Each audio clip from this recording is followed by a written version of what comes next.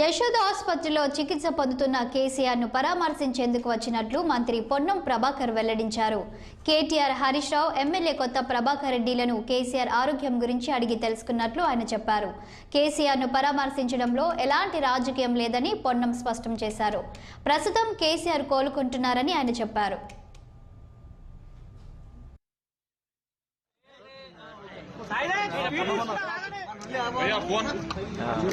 హాస్పిటల్లో మా నియోజకవర్గానికి సంబంధించిన ఒక పేషెంట్ అదే సందర్భంలో గౌరవ ముఖ్యమంత్రి గారు కేసీఆర్ గారు కూడా ఉన్నారంటే వారిని కూడా చూద్దామని పోయినా వారు హాస్పిటల్లో లోపల ఉన్నారు. వారి కుమారుడైనటువంటి నా పార్లమెంటు నియోజకవర్గంలో ఎంపీగా ఉన్నప్పుడు శాసనసభ్యుడిగా ఉన్నటువంటి కేటీఆర్ గారిని, హరీష్ రావు గారిని, దుబ్బాక శాసనసభ్యుడు ప్రభాకర్ రెడ్డి గారు ఉండి వాళ్ళను కూడా కలిసి కేసీఆర్ గారి యోగక్షేమాలు కూడా అడిగినా వారు ఆరోగ్యం నిలకడవుతుందని చెప్పినారు.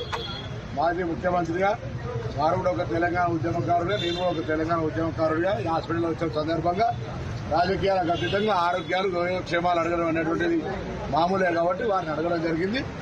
ఇందులో ఏం రాజకీయం లేదు. నేను నా నియోజకవర్గ పేషెంట్ చూసానికి వచ్చిన వారిని కూడా చూడడానికి వెళ్ళినా వారు ఇన్సైడ్ లోపల హాస్పిటల్లో ట్రీట్మెంట్ ఉన్నది కాబట్టి వారి కొడుకును కలిసి వారు నా తరఫున తొందరగా కోలుకోవాలని కోరుకోవడం జరిగింది.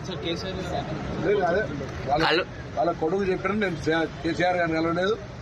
లోపల ట్రీట్మెంట్లో ఉన్నారు కాబట్టి డాక్టర్ ఎంవీ రావు గారి సలహా మేరకు వాళ్ళ కొడుకులతో కలిసి వాళ్ళు పేషెంట్ హరీష్ రావు గారు కూడా కలిసి వారి యోగక్షేమాలు నా తరఫున తొందరగా కోలుకోవాలనేటువంటి మాట చెప్పినవాడు జరిగింది.